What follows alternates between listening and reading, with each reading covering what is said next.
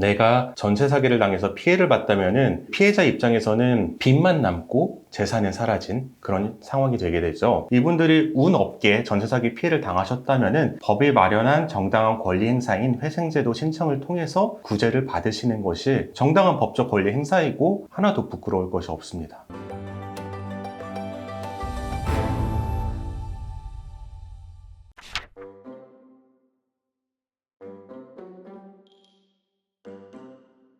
변호사님, 네. 요새 전세 사기로 굉장히 이슈가 많잖아요. 네. 도산 전문 변호사로서 이 전세 사기와 이 도산 제도 좀 어떻게 보시나요? 일단 제가 부동산 전문이기도 하고요. 네.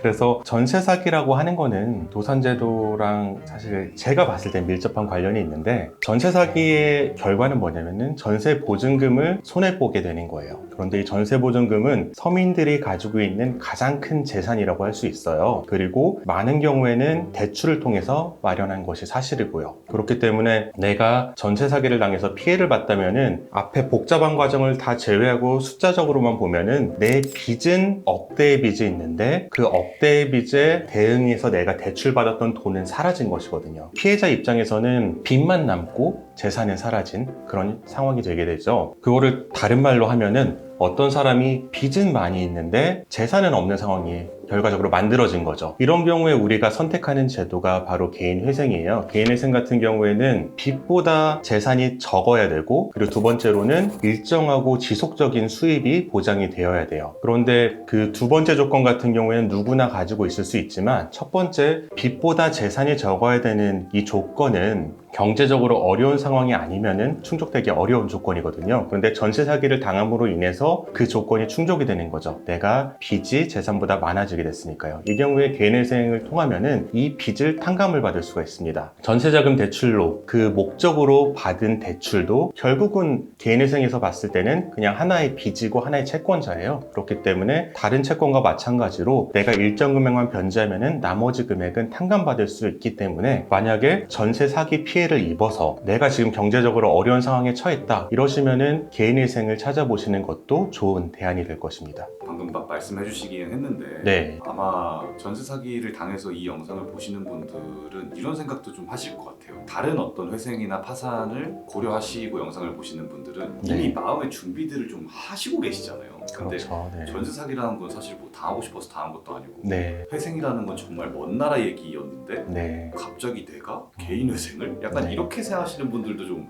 많이 계실 것 같아요. 네. 그런 분들께 좀 뭐 무서운 거 아닙니다. 아, 이렇게 네. 좀 안심시킬 수 있는 뭐 그런 게 있을까요? 네, 개인회생제도의 목적 자체가 성실하지만 불운한 채무자를 구제하기 위한 것이고요. 이 전세사기 피해자는 대표적으로 불운한 채무자에 해당을 해요. 이분이 뭐 성실하다는 거는 저희가 뭐 논할 필요가 없고요. 그렇기 때문에 이분들이 운 없게 전세사기 피해를 당하셨다면은 법이 마련한 정당한 권리 행사인 회생제도 신청을 통해서 구제를 받으시는 것이 정당한 법적 권리 행사이고 하나도 부끄러울 것이 없습니다. 무조건 추천을 한다. 네, 무조건 추천을 드립니다. 전세 사기로 인해서 피해를 보셨다면은, 그리고 지금 그 피해 결과로 인해서 경제적인 어려움을 겪고 계시고 빚이 재산보다 많은 상황에 처하게 되셨다면은 회생제도를 알아보시는 것이 큰 도움이 될 것입니다. 제가 회생 전문 변호사로서 드리는 말씀이 아니고, 이 회생제도 자체가 성실하지만 불운한 채무자를 도와주기 위한 제도이기 때문에 어떤 부끄러움 없이 정당한 권리를 행사하심으로써 경제적 어려움에서 회복되셨으면 좋겠습니다. 감사합니다.